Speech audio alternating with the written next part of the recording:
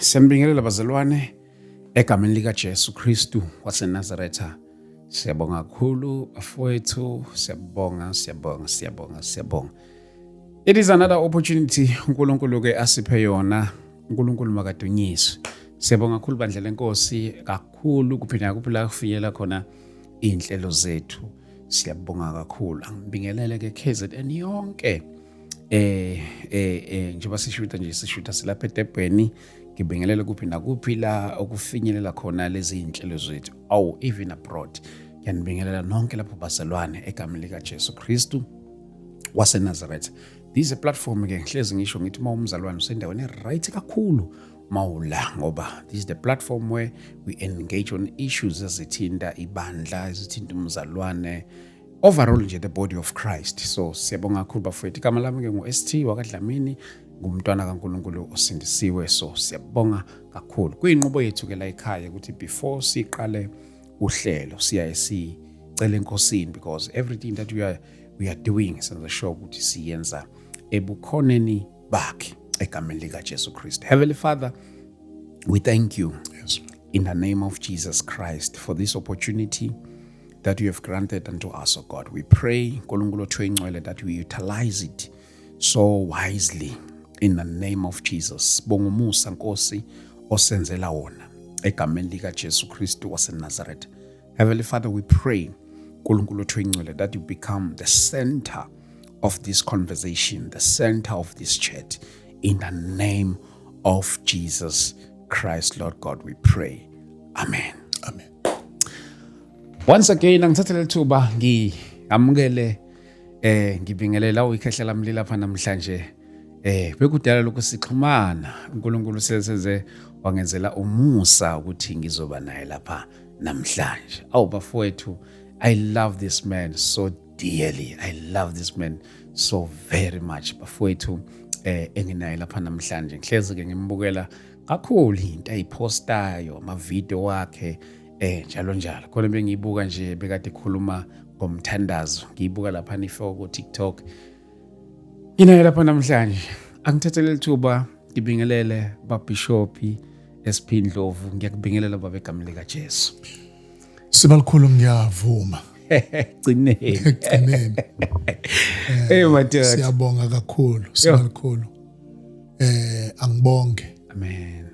Ithuba esinalo. Lokuba sizoba la usebenzela khona. Amen. Umsebenzi owenzayo mkhulu. Sihlele emakhaya ila sidla khona. Yes. Siyabonga kakhulu siyondliwa. Madoda. Ngakho nje siyacela ukuthi sisho ukuthi into yokuxhaswa nokusupport Madoda. ile ngoba iyalondla ibandla. Futhi ke lento sibalikhulu yondla omdala, yondla omncane. Asikho isikhathi la khona o retire khona uthi hayi sengifikile. Akufikwa la. Akufikwa la. Umuntu osefikile la osemathuneni. Kodwa uma nje usaphefumula, uvula ingqondo yakho, uthole yonke into ezayo. Ukuze ngoba sakhiwa kanjalo. Uhambo lomuntu noNkulunkulu kalupheli. Luphela mhla umuntu inyama yakhe ingene emathuneni. Kuba ukuthi ke akusezokuqhutshekwa nokusetshenziswa impilo yalomuntu. Madoda. Kodwa nje mawusaphefumula uvuka, uNkulunkulu nento azokwakha ngayo namhlanje. Ngiyasibongela kakhulu. Madoda, siyabonga kakhulu baba, siyabonga kakhulu. Thank you so much. Sizoba nanenkonzo bazalwane. I think nike nayibona iposta yakhona. Noma nje yes ama details akhona. Sizobe sisemkhumbane. Ubabishop ke ngamfonela, ngathumela isimemo ukuba siyacela uba siyoba lapha emkhumbane sonke ngomhla ka2 May. Kwabahlala eThekwini ngeke bangawazi umkhumbane. Kulenga ku Richview. Ila siyobe sikhona under isihloko esithi inkonzo kamoya. Mhlambe ke ake ngithi nje inkonzo kahle inkonzo kamoya ongcwele. Inkonzo kamoya ongcwele. So you are all invited. bazalwane, you're all invited. So njengoba silapha mhlawumbe you wanna know more about the Holy Spirit, you wanna know more about the move of the Holy Spirit, I recommend this service for you. Please do come. If you're around Durban, please do join us. Why not? Since we'll be joined by people who will be traveling from outside the province, abazobe benathi lapha ngalo lasuku. Khulu nansi into kamoya engcwele engithanda ukuthi esiya kuyona njengoba siya lapha eThekwini, and ngithanda ukubonga uNkulunkulu kakhulu ukuthi nje akubeke enhlizweni yakho kuba uvume ukuthole kuyinto engenzima ukuthi uzoba nathi lapha uma ngicela mkhulu ukuthi ngiyacela ukuthi ke sizoba sonke lapha eMkhombane lapha eThekwini, and ngicela ukumema phambi kwenu futhi nasegoli ngo-October 31 ama details wakhona azophuma isikhathi esiqhubeka. Maye ngafikanga nibuze yena. Yes, but ke ukusihlanganiseke for namhlanje okwangomhla ka2 umhla ka2 uMay. Khulu intene inkonzo kamoya. Mhlambe angazi mhlambe emkhulu uzobona nawe ibuild up yakho uma suke sikhuluma nje ngento ekuthiwa nje inkonzo kamoya. Ngiyabuka ukuthi mhlambe ngibuka ama video akudala lamabandla amadala kwakuthiwa hayi yabona ke manje inkonzo kamoya kokuthi mhlambe kwenziwa izinto ezihlukahlukene. Uma suke sikhuluma mhlambe emkhulu uma usifundisa namhlanje ngeministry kamoya ongcwele, mhlambe masizongena kuyona ukupreparela umhlangano wethu wangomhla ka2 olaphana eThekwini njengoba sibe sihlangene laphana ngehlalamu. Mntanami, umoya ongcwele akakwazi ukusala ngaphandle empilweni yomzalwane. Akakwazi ukusala ngaphandle ekukhonzeni kwebandla. Sure. Uma ngingasho ngiqinisekise akwenzeki lutho ngaphandle kwakhe. Umoya ongcwele kufanele ukuba agcizelelwe ukuba abazalwane ibandla likaKristu alimaze. Khumbula ukuthi uye okufaka emzimbeni. Emzimbeni awuyiswa intshumayelo. Yo madoda. Emzimbeni uyiswa umoya ongcwele. Esebenza ngezwi. Inkosi yami.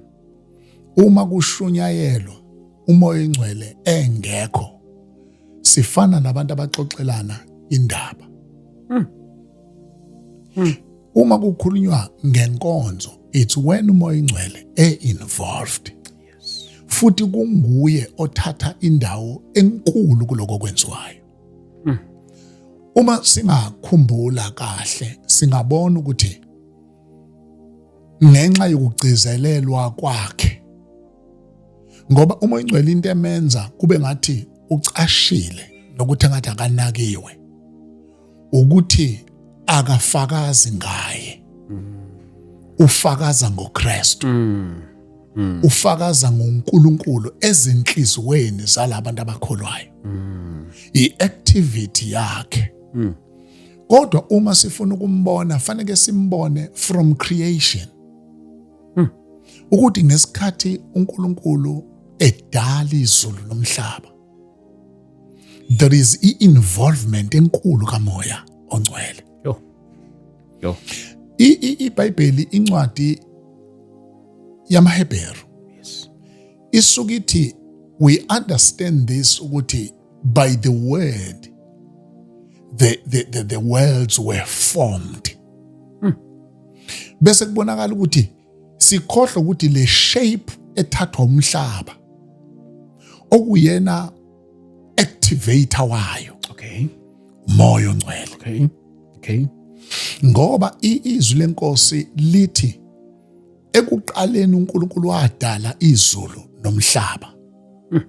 Uverse 2 kaGenesis chapter 1 abesethi umhlaba wawudwa, formless, kugcwele amanzi, kubumnyama. Bese lithi umoya kaNkulunkulu. Oh madoda. Eish. Umoya kaNkulunkulu. Before uNkulunkulu akhulume, umoya kaNkulunkulu was hovering over. Uye owayihleli phezu kwale disorder.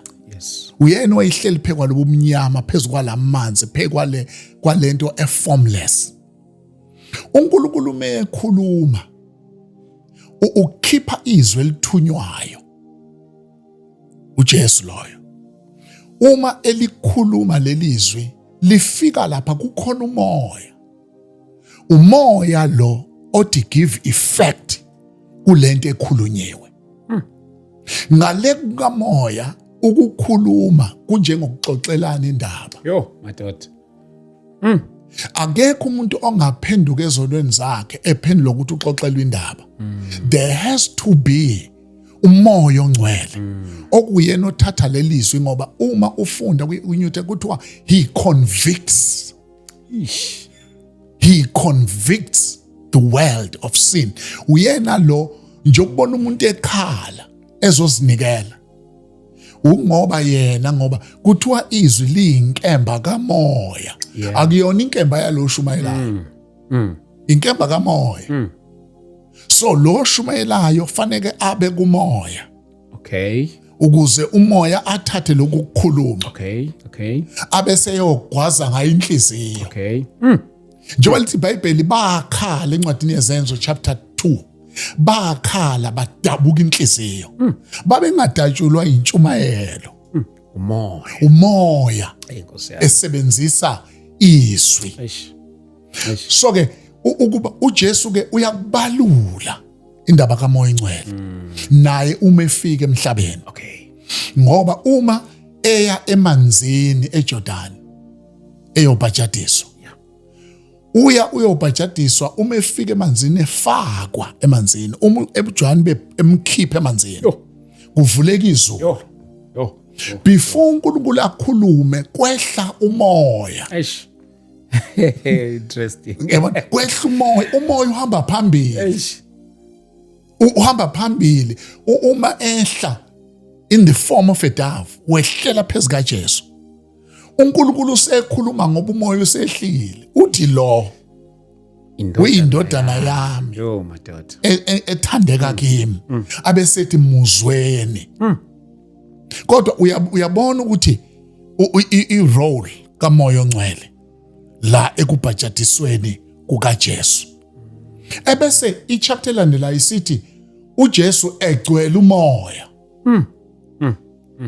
Waholwa umoya. Yo. Umholele ehlanu kuba yolingwa. Ibuke kwiministry kaJesu indaba kaMoya Ingcwele. No wonder uJesu mase ekhuluma nabafundi bakhe. Uthi don't launch your ministry. Hlalani eJerusalem. Nilindise ithembiso ngoba uyazi uJesu ukuthi akwenzeki lutho engekho. Yebo. So ke ukubaluleka kukaMoya Ongcwele. Incwadi yezenzo akuzona izenzo zabapostoli. Izenzo zikaMoya Ongcwele through the apostles. Oh my God. Oh. Umoya Ingcwele la sikhona, la ibandla likhona. Kufanele kube ukwenza kukaMoya Ongcwele through the apostles, through the preachers, through the yabona. Yo. Asinga ngoba uma sivala indawo yakhe, siphenduka thina sifuna ukubona abantu beguquka kanti asinawo amandla okubaguqula. Uyena. So ke ukubaluleka kaMoya Ingcwele, inkonzo ayikho engekho. Sure. Ningangena nihlabelele kube social gathering. Social gathering nje nihlobelele amaculo nenze yonke into, kodwa uma engekho ningayibizi ngenkonzo leyo ngoba ubukhona bakhe. So ke ilapho la ngifisa ukuba abazalwane bazi ukuthi kubalekile ukumazi uyisiqu sesithathu sikaNkulunkulu. Lento ethi isiqu sesithathu sikaNkulunkulu ayisho ukuthi ngowesithathu. Yes. Ungazama ukubamisa la bese uthi uNkulunkulu, uJesu, uMoya oNgcwele. No. Bonke bayalingana. Bayalingana ngoba kukhona uNkulunkulu. Bese kuba khona uEmmanuel. Okay. uNkulunkulu enathi. Okay. uJesu loyo. Okay. uMoses ngathi kaIsaiah ithi uNkulunkulu enathi. uMoya oNgcwele uNkulunkulu ekithi. Okay. Okay. Okay. Okay. uNkulunkulu ekithi. Okay. Ngoba uma ubheka ukuhamba kaNkulunkulu, buka uIsrael ekhishwa eGibhithe ukuthi wayehamba noNkulunkulu, ehamba nomkukhona noMose. Kodwa kubantu abanyathela umhlabathi owomile olwandle olubomvu,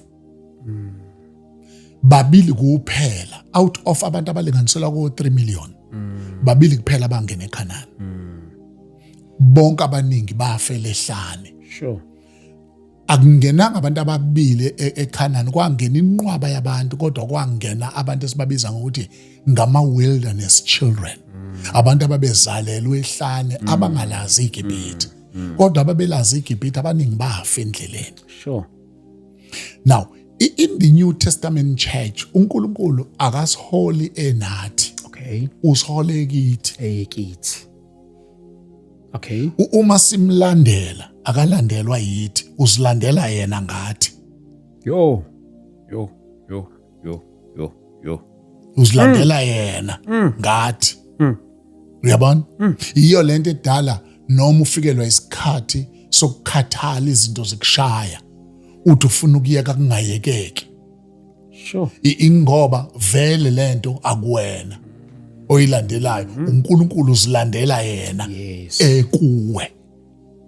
Oh, hey, it's very deep. Lendlela becomes difficult and rocky. At times very frightening. Uzukuthi kuyesabeka. Uvumelekile ukwesaba. Uvumelekile ukwethuka. Kodwa uNkulunkulu okuwe akathuswa izinto ezithusa wena. Ukwazi ukuthi athi press on wena uzwe ukuthi akusewena.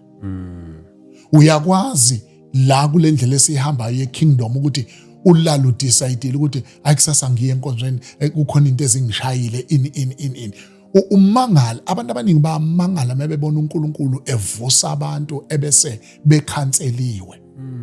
Bacabanga ndlani bavuka ngamandla abo. Kanti bavuka ngoba baba ne true Holy Spirit experience. Umoya ONgcwele ngicela sima understand. Okay. Ukuthi akadinwa i-disorder that is in your life. Sure. Yeah. Because at the end of the day, he is waiting for the word to be spoken. Meke kwakhulunyizwi, your life begins to take shape. Yes, ngenxa obukhona bakhe. Yo. Ukwazi ukukhipha phansi kwamavundululo. Uma ngingasebenzisa though it's something that is in the Old Testament. Ukwazi ukukuvumbulula uJona uphansi kwamasaka. Yabona uphansi kwamasaka ngoba uJona kuthiwa wayecashile. Yes. Umoya ONgcwele ucashile, uhudula lapho. Ngoba he is married to the purpose kaNkulunkulu ngempilo yakho. Sure. Akakwazi umoya ONgcwele ukukushiya. Umoya ONgcwele ukwazi ukuhlala nawe usesimweni esingemukeleki kuwe, uzijaje ngaso wena, yena angakujaji ngaso. Ahlala alinde la ukuthi ngilinde ukukhuluma kwezwi, ngoba uNkulunkulu akhuluma umhlaba omnyama wathi makuvela ukukhanya ngenxa yepresence kaMoya ONgcwele that was hovering over this earth. Kwavela ukukhanya. Ubumnyama bagudluka bugudlukela ukukhanya okukhulunyiwe ngenxa kaMoya ONgcwele okhempe pheko umhlaba. It is much deeper. Kubalekile ukuba abazalwane bafinyelele kumazini. Okay. Finyelele kumazini. Ngoba akusiwona, there are a lot of things eziyi-type yakhe esigcina singena kuzo. Ziyi-type. Amafutha, type. Amanzi, i-type. Ijuba, i-type. Zonke lezi zinto abizwa ngazo ama-types lezi. Kodwa yena akazona lezo zinto. Yena umuntu. Yena uNkulunkulu. Uyakhuluma uke uthi uhleli ngoba unama attitudes ehlukeneyo. Uyakwazi ukuthi azokhala ngawe. Abantu babone wena ukhala, ukhipha ithawula ukhala, kanti uyena ukhala ngawe. Oh madoda. Bese behluleka ukudlula ekukhaleni kwakho. Ba connected to the one that is behind ukhala kwakho. Uyakwazi wena ukuthi uma uba neexperience naye ubhuquze phansi. Okay. Kodwa yena akabhuquzisi umuntu. Okay. It's a reaction. It's a reaction yakho uresponda kulento oyizwayo nawe ohlula kuyi-understand. Kukhona umuntu okuthiwa usibambana ngasekho emhlabeni akhale. True. Ukukhala kusukona ungabikho emhlabeni. It's a response. Into engizwayo. Into uyizwayo. Yes. Ongeke ukwazi ukuyiphimisela ngamazwi. Your language will limit you ukuthi uzwane. Vele kwehla inyembezi. Somebody ezindaba ezimnandi omunye ngabe uyagxuma avela akhale. True. Uresponda. Umoya Ngcwele unjalo, asishumayeli ama responses. Asishumayeli ukubhuquza. Kodwa asikugxeki mawubhuquza. Kodwa izinto ezishumayela. Kodwa sikhuluma ngaye. And unayo lento ukuthi makukhulunywa ngaye avela afike. Awukwazi ukumkhulumela, ugcine kumkhulumeleni. Nkosi yami. Kuphele lapho. No, uthi umkhulumela avela afike. Uvela afike. So ke uyeke lo. Uye lo ocommand ibandla. Uye lo fanele ngabe ulikhipha uyalifaka. What we do ngenxa yokungamqondi. Sekuzwe kwakhona abantu that stands le element of humanism. Abantu abathi mebehluleka ukufinyelela ekujuleni kwento bese bephenduka abagxeki bayo. Oh my God. But it does not make sense. Ngoba uyakwazi nje bakade ngisho ukuthi ubone lo mzane ekhala kudilika amafinyila and ngesedila amafinyila abanye banyanya amafinyila alomzalwane bazibagcina this does not make sense. That is why at times umzalwane kubalekile ukuthi don't point fingers at things that you don't understand. Oh my God. Ngoba uthi uyayikhomba kanti usukhombe behind yona.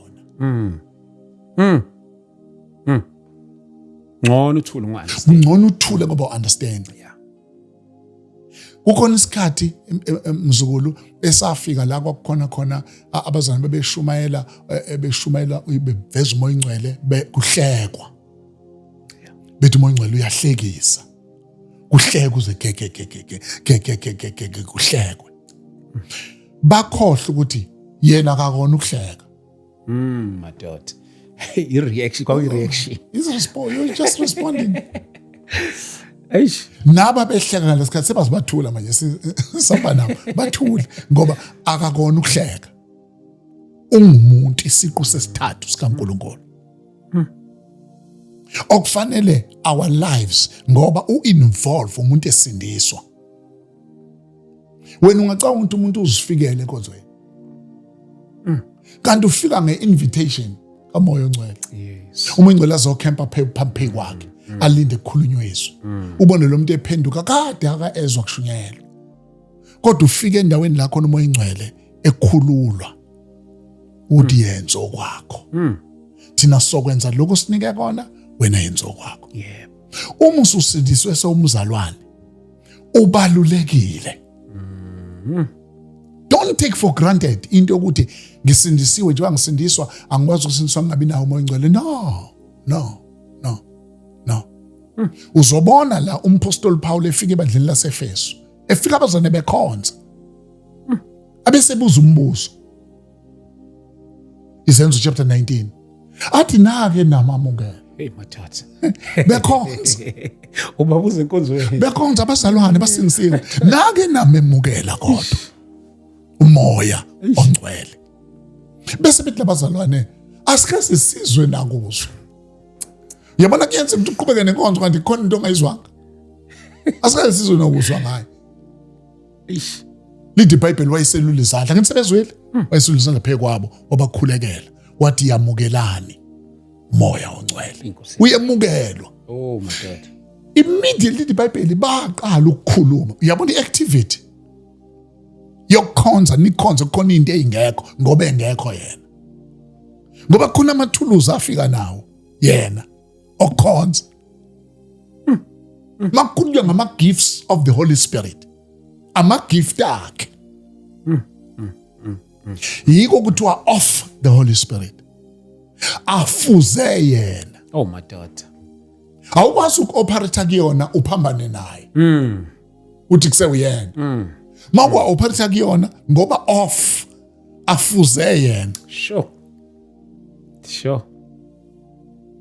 So ke ibalekile lento eyenziwayo yokuba aziswe kubazalwane, aziswe kubantu, abantu bangagcini bene relationship nesonto lakhe. Kodwa abe ne relationship nomoya ongcwele. 2. La ibandla it's a spiritual body. Okay. Ibandla is a spiritual body. Okay. That finds expression through our physical bodies. When we come together as abazalwane, see express what we are in the spirit. Yo madoda. Yo. Ay. It's an expression of who we are in the spirit. So ke njoba siya lapha uvela umoya spiritual sesikhona. So into enkulu manje ithi uma sila uyasilekelela kumoya ongcwele. Ngoba uzothola ukuthi kufanele ube sebandleni. Awuyile ebandleni into engakuyisi lebandleni akuyena umoya ongcwele. Umoya ongcwele ukubala ebandleni, ukulindele ebandleni, uhamba nawe ebandleni. Kodwa kukhona your things, your attitudes. Khona umzane engazwani naye, sengiyayeka, angisayi ngapha, sengiya ngapha. Yonke le mess oyibonayo ebandleni. Idala ukuthi our lives are not surrendered to the Holy Spirit. So therefore, siya la sithanda khona. Asila yena ethanda khona. Athanda khona. Sure. So the important thing ile yokuthi uyasilekelela ke through the process of sanctification. Okay. Process of sanctification uyasilekelela ngoba leyo nto it's a transformation. Okay. Ihamba lento izwi moya ongcwele.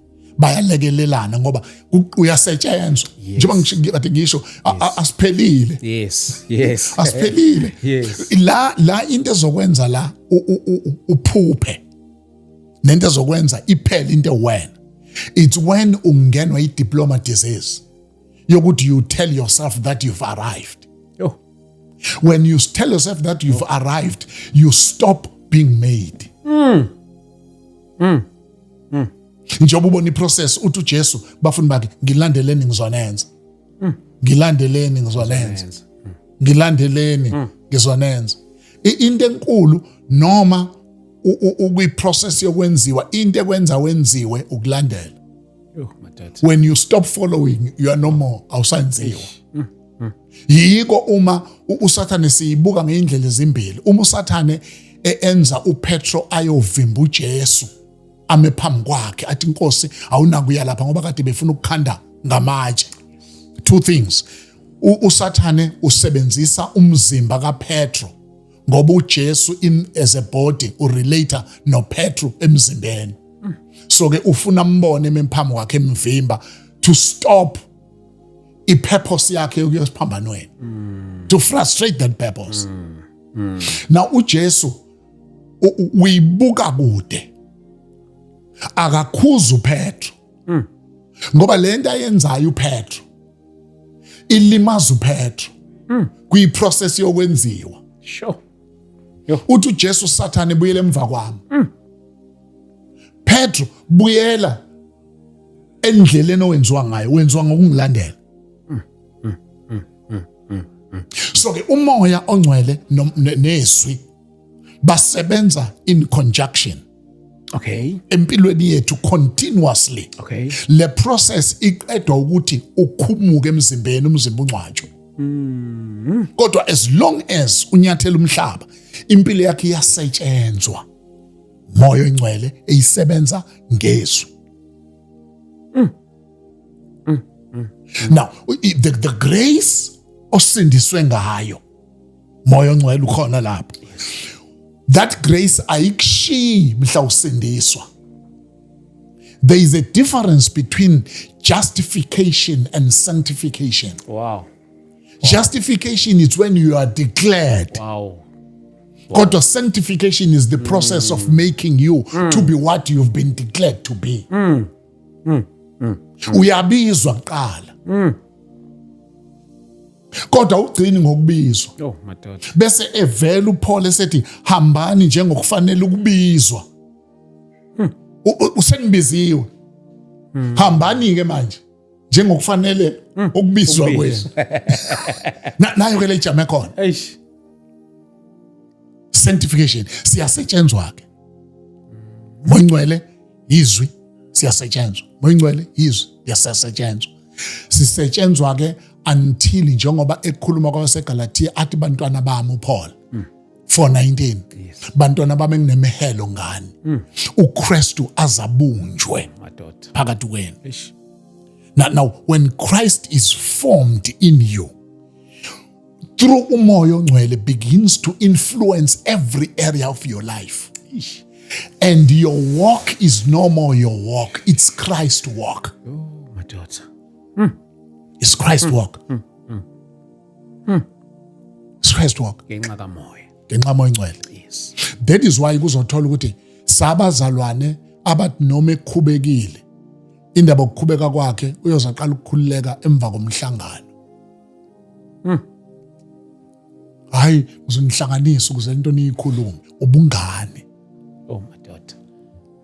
Yo. Ubungane umuntu esayingahamba ehlambuluke bamhlangano. Ngaba akafiki la yakhona. Khaba kambe kufika isikhathi la khona ozwa uxolo umuntu engaxolisile. Okay. Uzomrelease. Kangoba kwesikhathi uzusho ukuthi I understand uyingane uzokhula. Lento esho njalo kusho ngoba you are no more there. Nawe wakwaba njalo. Kodwa as you grow umoya ongcwele ngoba i-process of sanctification leads us to maturity. It leads us to maturity. Sure. Yo. Isilidela ekutheni. Hey, angazi lento ngisho. Yo. Isilidela ekutheni uJesu esehamba umhlaba yonke indawo la ihamba khona impilo yami kuba ngenza intando kaBaba. Yes. Mina nje intando kaBaba iyona engiyenzayo engikhulumayo ikuzwe kuBaba engikwenzayo ngikubone kuBaba. Kodwa mayifika eGetsemane, end of his journey, they still war. Hey, my dad. eseGetsemane Eish. they still war. Uthandaza izithukuthuku ziconsele phansi engathi zegazi. Thanda mntana zokuthi baba masidlule. Kukhona lento ethi no more. Kodwa abese ejiketha kungabi intando yami. Lento ethi akungabi intando yami ukungenelela kukamoya ongcwele. Umoya ongcwele okwenza ufuna ukwenza intando noma izolimaza wena. Sure. Yo. Otherwise ngamaKristu we enjoy comfort zones. Yo. Yo. Enjoy comfort zones. Ezinye zezinto ezidala ingabonakala i-demonstration of the kingdom on earth. Ukuthi njengamakholwa sinyathela carefully. We don't want to offend people. So uyabona manje ukuthi sahamba ngokuthi abantu ababe pleased ngathi.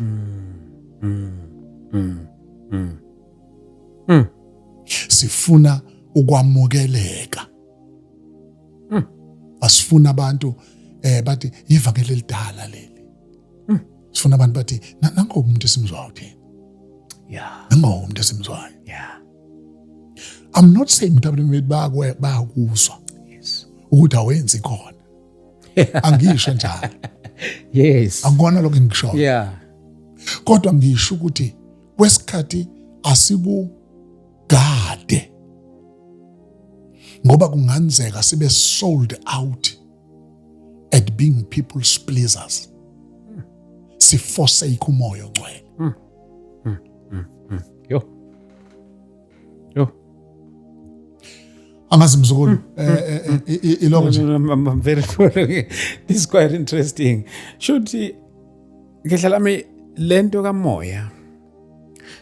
Into kamoya ongcwele. Akingithi nje umoya ongcwele. Ngaphandle kwakhe ezikholwa awusilikholwa.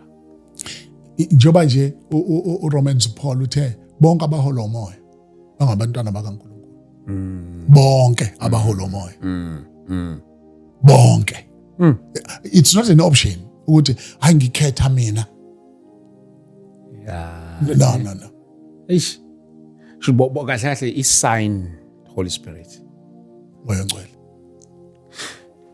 Kunenye into uthola ukuthi mhlambe futhi siyakhonza and then umuntu ku refer kulento besayithi into aseqaleni abhuquze phansi ebese kuba nezwi lesiprofeto khona lapho ke njalo ngizama ukuyilinka lento nalento yokuprofeta ukuthi even kwakhona ukuprofeta kuseyi umsebenzi kaMoya Ongcwele.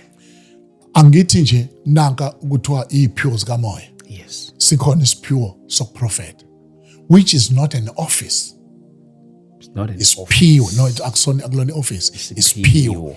Uma sikhuluma ngesipure, sikhuluma ngalento yokuthi uMoya Ongcwele is present and he wants to say something to the church. He can grab anybody. Okay. He can grab anybody that is available. Ngomoya Ongcwele yonke ayifuna ufuna nje somebody that's available. Abese manifesta through you. Awuphumi la uyoshintsha bese ufaka i-title ngenxa ukuthi ukukhulumisile ngaleso sikhathi. Imbongolo yakhuluma ngalelo langa. uNkulunkulu efuna imbongolo umuntu azokhuluma ngaye wathola ukuthi lo gibele. Uyabona? Lo gibele akaboni. uNkulunkulu usefikile in the form of an angel. Umi phambi kwembongolo. Kwayimbongolo ebonayo. Wathatha yathi ngake kwenzeka ningavele ngajama endleleni. Yathi ngoba phambi kwami kumisikhonzi sikaThixo. Itshela umuntu ogibele imbongolo. Yayingeke ke bese ihamba ibhala ukuthi yona iya prophet. Yaba available. Ngenxa yokusetshenziswa leso sikhathi. Yaba available. Mkhulu ngifuna ukubuza nento ethi if you were to explain the move of the Holy Spirit ungayichaza kanjani? Ngiyazi ukuthi kokuye mhlawumbe uthethe emasontweni why the move of the Holy Spirit sibona ngokuthi kwenzeka ama reaction athile mhlawumbe sonke sizwa phansi. Maybe we were to explain the move of the Holy Spirit nje mhlawumbe singathini. Okay. One, uma sifuna ukuyibuka imove of the Holy Spirit singadlali ama emotions. Yes. Ubukho bakhe. Ake ngithi mzukulu, the book of Acts is the move of the Holy Spirit. Okay. Namanje sikwi-move of the Holy Spirit. Sikwi-move of the Holy Spirit. Namanje. Ngoba incwadi yezenzo ayinayo amen. Ngoba umoya ingcwele is still very much active on earth. Sikuyo i-move of the Holy Spirit. Now, asithatheke manje masingena enkonzweni. Vele fanele sazi ukuthi kwa setup esiya kuyo. Angithi yabona? Yes. Siqhutshwa uye. Sikuye uhamba ngathi uyohlangana ngathi. Abeseze expressa ngeindlela ezehlukeneyo in the form of the gifts. Yes. Asukuma umunye afundise. That's the move of the Holy Spirit. Akuyona imove yalo muntu oshumayelayo. It's the move of the Holy Spirit. In actual fact, the one that has made people to sit down and listen uyena umoya ongcwele. Uhleli ngathi uzilalele kulo akhuluma ngaye. Ngesikhathi uthi amen angingoba kumnandi emadlebeni. Ingoba lo ngaphakathi uthi ngivumelana. Yo. Sizirobha thina ngoba we've changed izindlu zamasonto. Sazenza ama-entertainment centers. Where sizigitaza khona ngamaculo ehlukeneyo. Dance. Angithi yabona? La ekudanseni kodwa ubona ukuthi ngoba yonke into eyenziwayo in the presence of the Holy Spirit must have an impact. Okay. Alikho iculo kufanele liculwe kube iculo eliculiwe. Lela culo angithi yabona nje uma ekusukumisa uthi uPaul kunjani phoba zamani buthana. Yilowo nalo ayinonke. Yilowo nalowo uba neculo. Leli culo libekwa uye umoya ingcwele. Ulibeka for the purposes of ministering. Uthuhlele inkonzo navela phakame lo mzalwane. Akubona bonke abantu okuzominister kusho wona masekushunyayelwa izwi. Ngomoya ingcwele akaqali mase kukhona izwi kuphela. Nala ehlabeleni kunezwi. Kanye nawe Nkosi yami. Oh madoda. Mangihamba imihla yonke kanye nawe. Ukhona osoministerishe kuye. Uma leli culo ulicula ukumoya. Serves a purpose of ministry. It ministers to somebody. Not just entertaining. Ministry. La esuke reveala khona ke umoya. Kuba ukuthi njengoba ubuthi into eqala ukuthi mhlambe i-office lobu prophet. La uthi mhlambe ureveala khona kunoma ubani. Uthi ureveala something about into ethile nje.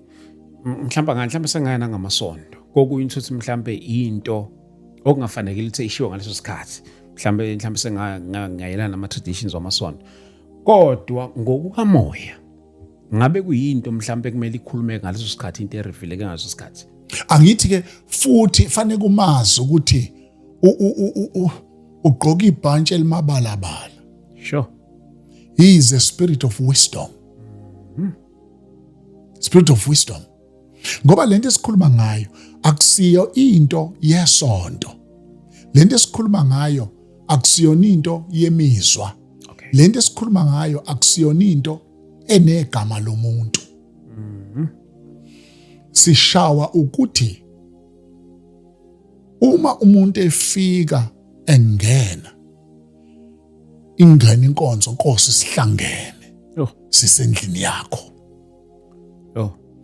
Umbuzo omkhulu uthi do we all open up ourselves for ukusebenza kukamoya ingcwele at that time? Sure. Noma we stay closed until kubuko yoshumayela. Bese yonke lento besiyenza la ingakwenzi lutho. Ake ngithi mzukulu. Umzali nomzalwane akathi mangabe eya phakathi kwabazali for fellowship. Aye ethi ngikulindele Nkosi. Nkosi yami. Ukuthi uzoshukumisa impilo yami. Angilindele usibanibani, ngilindele wena Nkosi. Ngoba uNkulunkulu uMoya Ingcwele uses whomever he chooses to use. Sure. Akahambi ngamagama abantu, akahambi ngama-titles abantu. Ufuna those that are available to him. That is why such teachings ziyasisiza ngoba they conscientize abazalwane about lo muntu okhohlakalayo makungenwe enkonzweni. About lo muntu esesimkhohliwe even in our lives. Ngoba uyazi mzukulu, ukuphumela ngemoto. Yes. Uhamba. Ubheke la ubheke khona.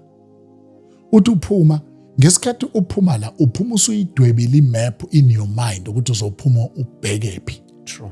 True. Uthi uthatha le ndlela oyidecidile. Kube khona uthi jika. Uma ungekho conscience of the presence yakhe in your life, uhamba ngaleyo ndlela ozihlelele yona. Hayi uthi uzokufika. Kodwa ezinye zezindlela asondela ngazo ukuba azokufundisa to hear him. Ngoba in challenge esingaba nayo eyokuthi athe khona kodwa ayeka nganakwa. Yiko kukhona amavesi athi ungamcunuli. Yabona? Ngamcunuli ngoba kungenzeka abe khona kodwa indlela wena owenza ngayo izinto uthola ukuthi he is in your life, akezele lokakuzele, yena ubezele to be a president of your life. Wena umcila as a resident. Wena you drive, yena uyipassenger. Kanti uzele to drive. Madoda. So ke kufuneka lapha eziphweni njengebandla laseKorinte. uPaul nje bekhuluma nebandla laseKorinte eluleka zikhona izipho kodwa kuyaxokozela. Sure. Ngoba izipho zikubantu abayingane as far as ukukhula. Masikhuluma ngokukhula asisho ngolwazi olugcwele ikhanda. Sikhuluma ngezwi olitholile uMoya Ingcwele walisebenzisa to change your life. To change your life. Into yokwazi ukuthi noma uMoya ngathi kunje kodwa through the spirit of wisdom abesethi but it's not time yet. Yo my daughter. Eish. Yabona angithi yayibona kuAbraham. uAbraham la phansi uthe uNkulunkulu Abraham thatha indodana yakho ukhuphuke nawe entabeni uyoyenza umhlatshelo lokushiswa. uAbraham ukhuphuka la uyazi ukuthi uyapi. Into ayenza ukunquma indodana yakhe ayibase ngomlilo. Sure. Waqala intaba wakhuphuka uphethe yonke imaterial awusebenza ngayo. Kodwa mayefika phezulu angithi yabona manje uthi ireship yakho naye mayihamba inqamuka uyokwenza izinto egameni lakhe kanti ubesethe no. Mayisefika lapha esebeka izinkuni wenza umuntu oyithatha indodana ayibeka la wakhipha umbese uthi Abraham ngabe samlimaza umntwana. Usungase wena usengaso Abraham manje abhayinde uSathane. Asathane ufuna ngibuyele mva ngayenzanga into engithiwa ngizoyenza. Emzwile mina uthe. Kanti iphimbo ihamba iphimbo. Hamba iphimbo lakhe ngoba ungenzeka uphuma uyele athi endleleni athi ajeka. It's not time yet. It's not time yet. Yo, khehlela uNkulunkulu siyambonga kakhulu. Ngizofisa ngelinye ilanga umuntu aphinda abuye lapha eThekwini. Ngifisa ke sizokuprofile ngoba ke sithola uhambo lwakho noNkulunkulu. Amen. Ngiyazi ukuthi ngakubona kudala uShumayela kwakuse ECC babasase lapha kuSmith kwakune prayer ekudala kakhulu. Usho ngesikhathi uthi usuneminyaka ngaso uthi iminyaka mingaki I think okhuluma ngo20 something noma 30 something years uShumayela. So that's years ago. Yes. So njengamanje masikhuluma mingaki iminyaka uShumayela mkhulu? Ihlangene u40 manje. 40 years. Ihlangene u40. uShumayela Vangeli. Ihlangene u40. Ayibafowethu abona ukuthi lena ngizoyithatha lena esizoyixoxe ngesibukele lohambo lukaNkulunkulu kanye nekhehla lami lapha eminyaka emingaka eshumayela. Imagine 40 years. Angazala ngisho ukuzalwa. So no siyabonga kakhulu khehla lami mhlawumbe makhona ubungafisa nokuku-eda kulokho and then ke bese nawe kuba ukuziconfirmela nje khehla lami indaba yangomhla ka2. Hayi ngiyafisa ukuyiconfirm ukuthi mhla ka2 May. Yes. Singalenzi iphutha. Umkhumane hall mncane kakhulu. Hey madoda. Eish. Mncane kakhulu. Eish. Bengifisa ukuba ake si create inkinga enhle. Yokuthi sigcwale mkhumbane sime ngaphandle. Yo.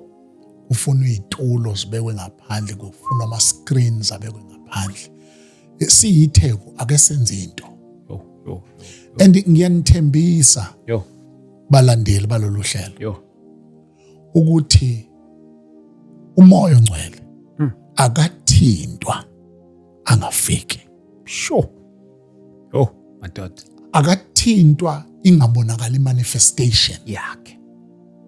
Uzana obuningi benu. Yo. Donsa makhelwane. Udonse ngisho abangakholwa. Ngoba uya convict. Yes. Uya transform. Uya empowerisha. He builds a character. Exoxa nawe. Sihlangane khona. God bless you. Khehla siyabonga kakhulu mhlawumbe nabathanda ukuxhumana nawe nakuma socials wakho mhlawumbe nje noma ngabe indlela yokuxhuma ukufinyelela kwena. Nendlela nalani khonzela khona. Siyabonga kakhulu mzukulu silapha kwaNdengezi ngezansi kwethuna lenkosi la sikhonzela khona ngamasonto singena ngo9:00. Okay. Akhona kama social media platforms Facebook bakhona TikTok ngenxa ukuthi ngimdala ke mina ngiunderstand lama operations. Yes. Kodwa ikhona i-team ekwenzayo. Inombolo yami yocingo uma ufisa ukungithinta ukuzithola further details 072 588 1076. uNkulunkulu makanibusise. Amen. Khehla lami siyabonga kakhulu baba. Thank you so much. Bazalwane siyabonga kakhulu ke ningakhohlwa ke sibonane ngalo lwasuku ngomhla ka2 May siyobe silapha na eMkhombane Hall. Ngiyazi into uNkulunkulu azoyenza lapha na umoya waziyo kuyobonakala khona bafowethu. Sibonana khona ke for more info 0788 417 844. Soon and very soon we'll come back sizobuka uhambo noNkulunkulu luka Bishop SP Ndlovu egameni lika Jesu. uNkulunkulu angcine kanifihla emakhaya. God bless you. Amen. Amen. Khehla lami siyabonga baba. Siyabonga. Hey, sasihle.